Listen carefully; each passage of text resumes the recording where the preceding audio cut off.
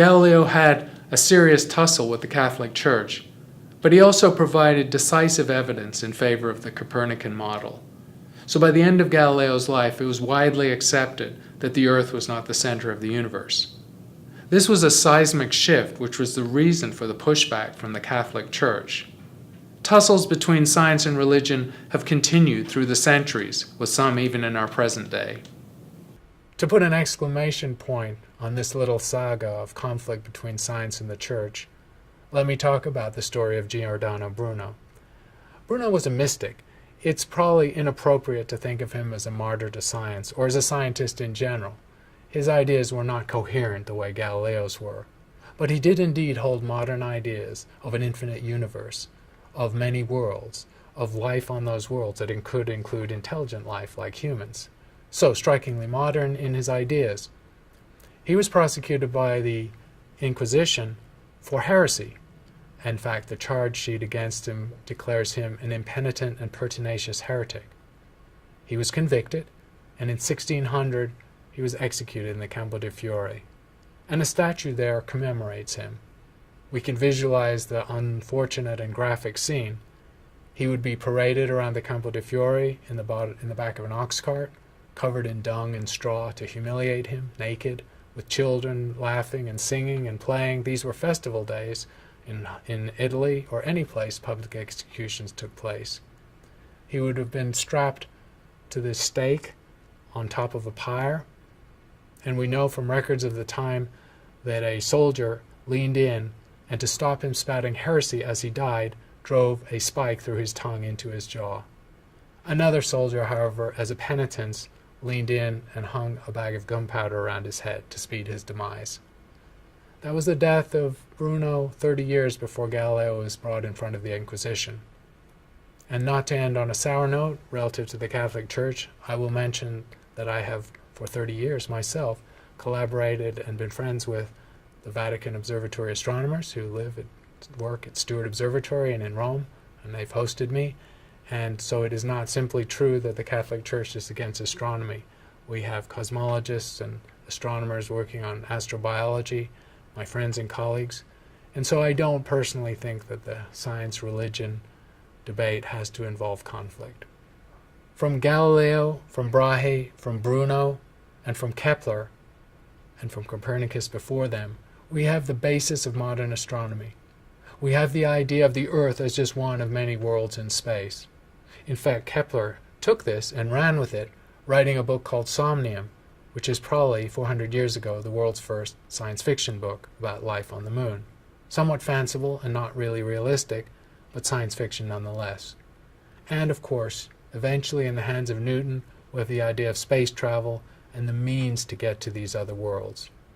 And so, by the end of the Copernican revolution, our view of the universe has been transformed. I am the rain, but I lost the sky. My breath, the wind, the sun in my eyes. I lost the cord of my electric heat in this big flooded world made of paper sleep. My eyes strange in the dead of night. Shadows shiver and dance through the room. And when we drift down, we fall out of sight. Caught up